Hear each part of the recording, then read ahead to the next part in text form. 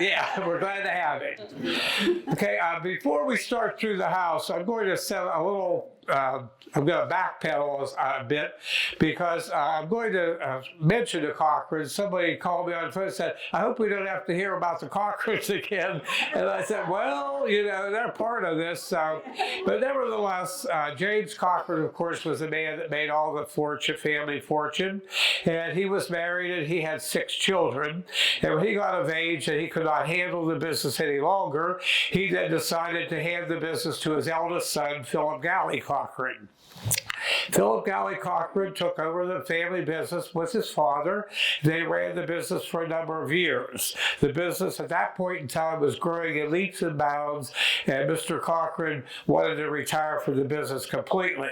So he retired, and he still lived on Spring Grove Farm. And while living there, his son, he married one of the domestics that worked in the household. The domestic was Miss Sarah Boyd Moore. And they were married, and shortly after they were married, Mr. Cochran wanted to shower his wife with anything she wanted, and she said she wanted a new house. So he contacted the George Barker Company of Tennessee. They had prefabbed homes, Victorian prefabbed homes, and so thus he picked a style out they liked, and they added the rooms, and they designed their own house in a catalog, sent it to the Barker Company, and then they built a house. The house is still standing today. The original house Philip built for Sarah B., his wife, and it is in Vanderbilt. It's on Route 201, and it is owned by the Rick Martin family today. He and his 2 daughters have the house in Vanderbilt. A beautiful gray Victorian, very well maintained over the years. While living there, the father and mother was over for a Sunday brunch, and they loved the house, and they decided they'd like to build one, and that's when they built the big house in Dawson, where I used to live, and they built that house in 1890, and it was short-lived for Mr. Cochran. He died in 1894. His widow lived on there. Then Philip the son and Sarah B., they decided to move in with the mother to help take care of the estate and her as well. They moved over from Vanderbilt with her son, and while living over there, Mrs. Cochran died, the old Mrs. Cochran, Clarissa, in 1896. So Philip had the whole business to run. The business was growing in leaps and bounds. He didn't know how he could handle it, and he actually asked his wife, Sarah, if she could help manage the business. She said she probably could, but she probably couldn't because she was not educated, and he said, "I will teach you everything you need to know." So she took the bull by the horns, and she learned the business of coal and coking very well, and she became quite astute at the business. She was noted as the first lady of coal and coke at one point in time, and her father-in-law was, of course, called the king of coke of this area. He was the first to sell a product for money and make a profit, and also have it for industries. While living with the mother, they were very, very busy. They had taken an expanded market overseas, and they were busy with that. And so they were grooming their only son. He was 19 years at the time, and they wanted him to go to the Wharton School of Business in Philadelphia for a degree in mine management. She wrote them a letter of entrance to the college, and they wrote back and said they had no such classes. Well, she in turn took her checkbook, and she decided to write a very healthy check for the Wharton School of Business. She sent the check the second time with the letter of entrance, and they admitted him right away. And so, as they say, money sometimes talks, but he was there, and he was getting his degree. He was very pleased with what was happening there. He was going to take over the family business, and he developed pneumonia at the age of 21, and he passed away at the age of 21 en route home on the train. He had pneumonia. So Mrs. Cochran was left all alone, and she wanted to get away from So she decided to take a trip to Europe, and so she went over to Europe and she saw a lot of beautiful things she liked, and you'll see them today in this house. She was quite observant. She had traveled with an entourage of 4 people. They took notes all the time. They bought furniture. They bought fireplaces, you name it, and she was getting ready to build a new house here in Dawson. The Cochrans got this land. Her husband got it, Philip, on a debt. There was a farm milling plant where the golf station is today in Dawson. That was a fulling mill for flour, and it was owned by the Roos family, R-U-S-E, and they had the mill, and they owed the Cochrans a sum of money, and so Mr. Cochran, he couldn't pay, so Mr. Cochran said, we'll take that spot of land out here in the country. So they did. It was 785 acres, and they got the thing, as I said, on the debt. Well, they liked the ground. It was not suitable for mining any place here, and they didn't want it for mining, but they wanted to build a vacation home. They built a lovely home at the foot of the hill where you had, if you had dinner tonight, or where the restaurant's located, and it was called the White House, and it was a big Victorian as well, very beautiful, and they summered out here during that period.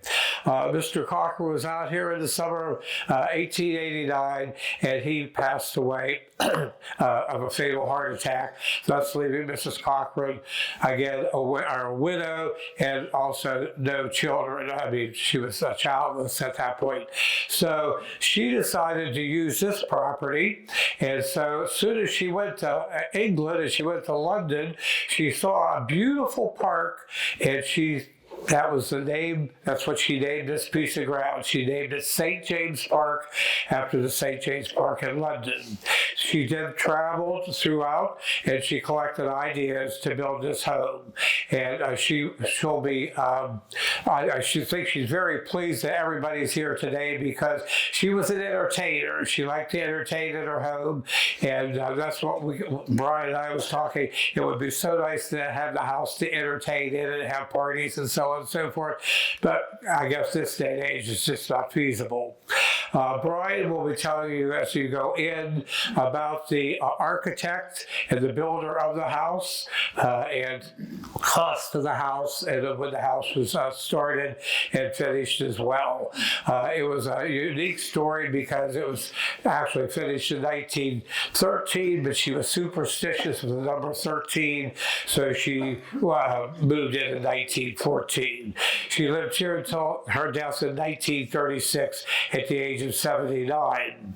At 79, when she passed away, she willed the house to her brother, Herbert Moore, in Florence.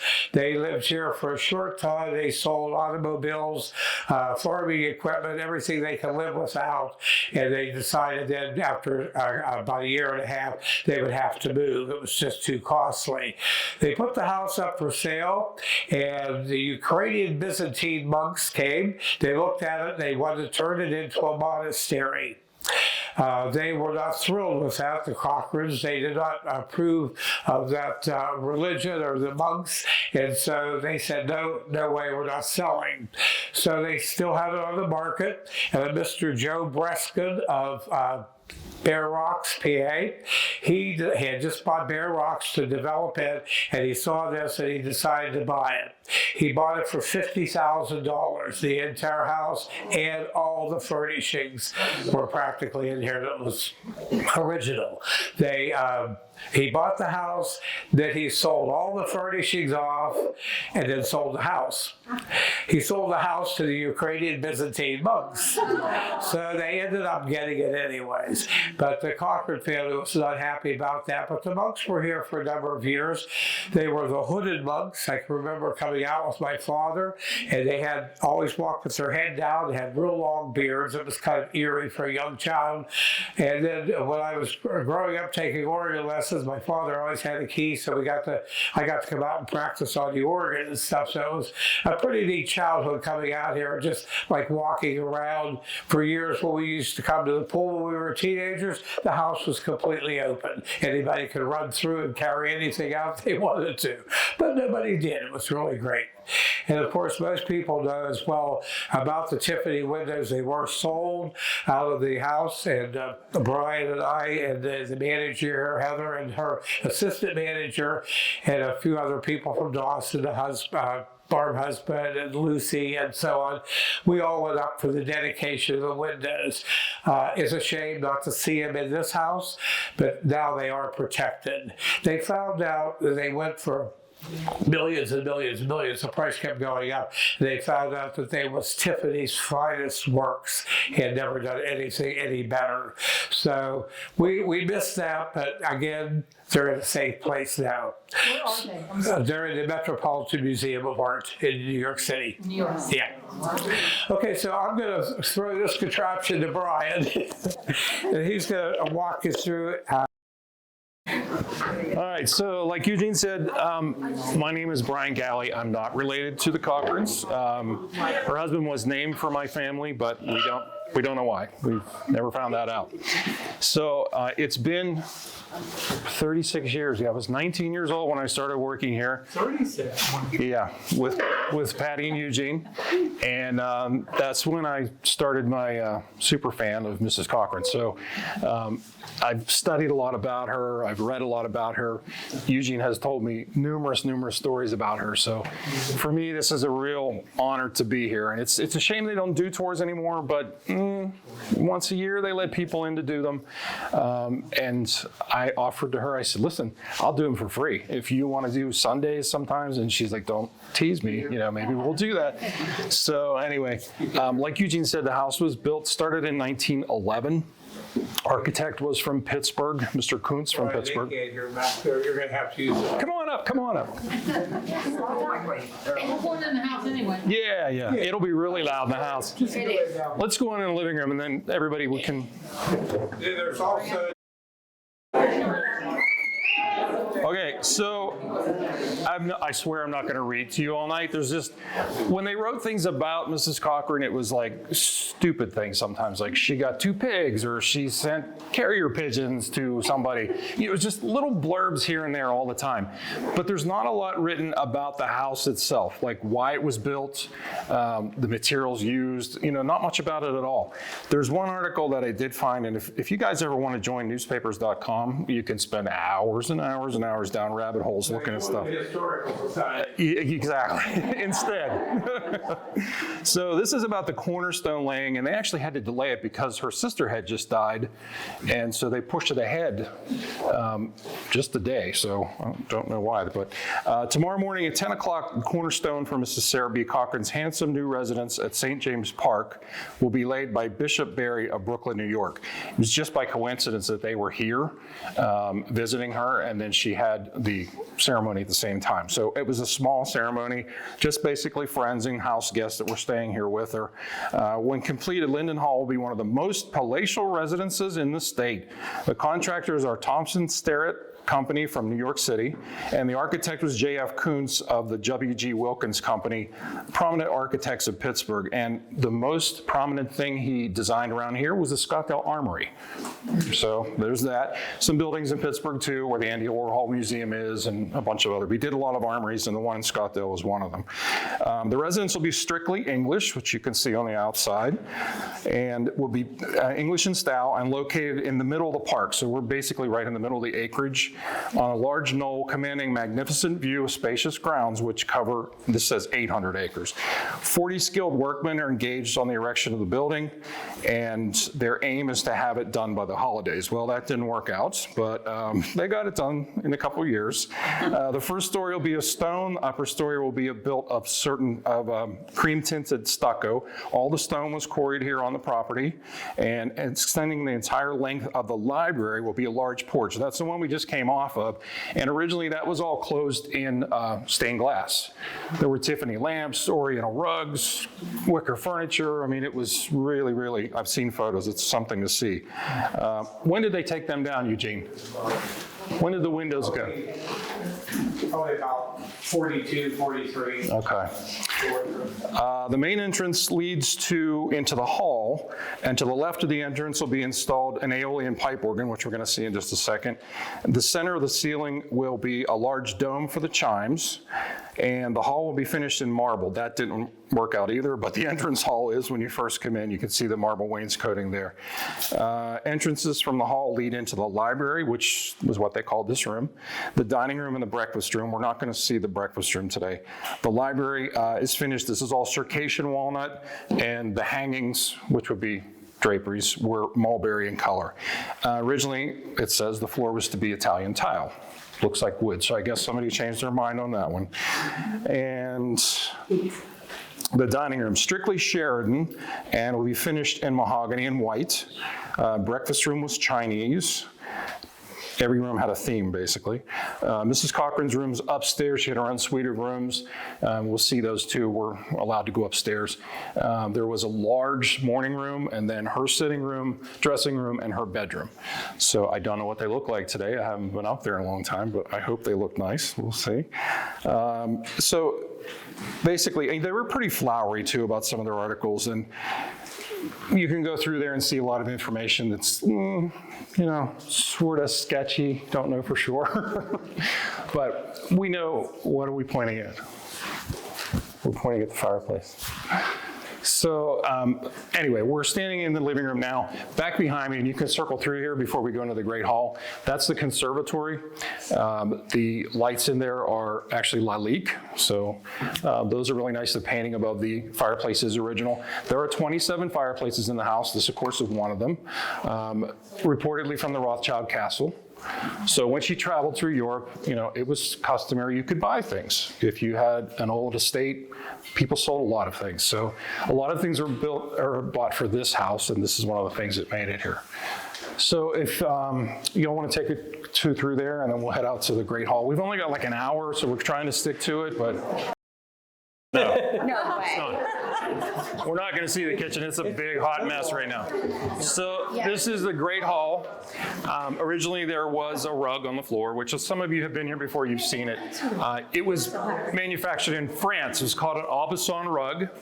When they delivered that rug, it was rolled up, brought by train, and dragged up over the hill by teams of horses that actually came into this room, the horses, and rolled the carpet out. So, can you really? So anyway, it's been gone for a while. But if you look up in the ceiling, it's a little dark in here tonight, but you can see the letter C. See the C? Stenciled everywhere. See the C? Very modest. As Eugene said, she passed away in 1936 at the age of 79. And at that time, the funeral was here in the house. And she was actually laid out in what we call the King Louis room. It's Louis XIV style. It looked a little different then, but that was her favorite room and also her office. So that's where she was laid out. The schools closed, the banks closed. She was president of some of the banks, so that made sense. And when she died, her net worth was around $2 million, which today would be about $49.5 million.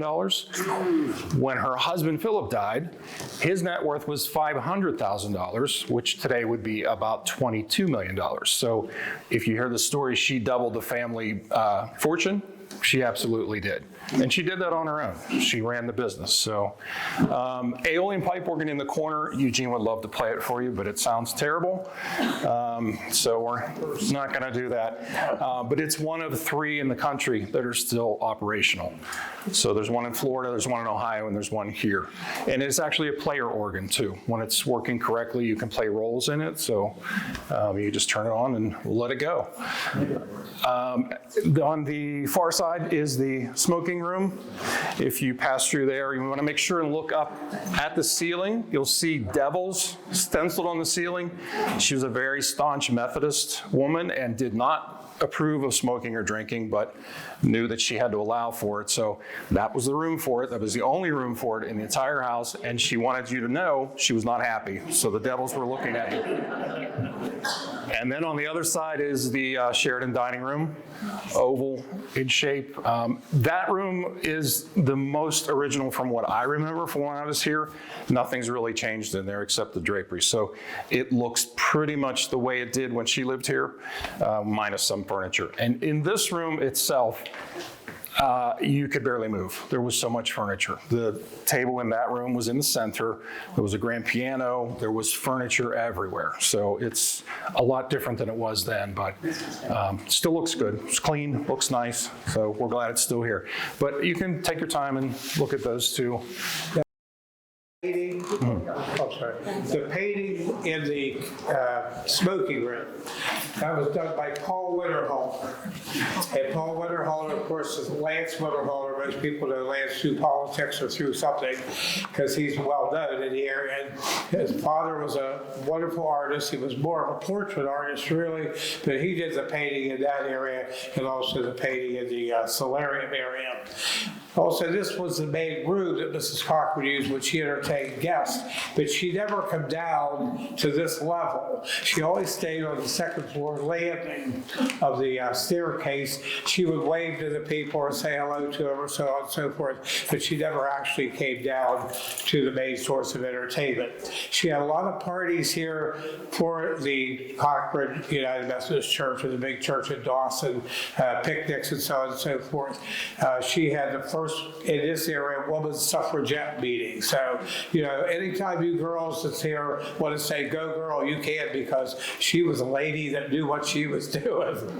So, look around here. And that was in 1915, or 1918, I'm sorry, when the suffragette meeting was here.